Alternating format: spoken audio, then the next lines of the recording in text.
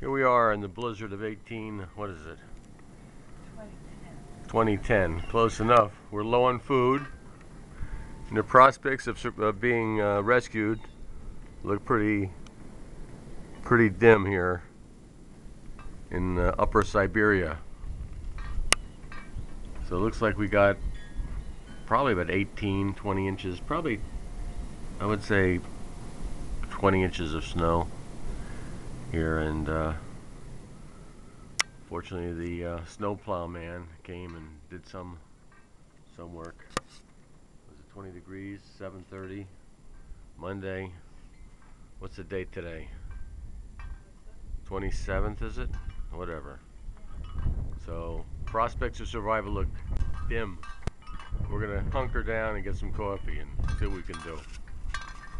And catch you later.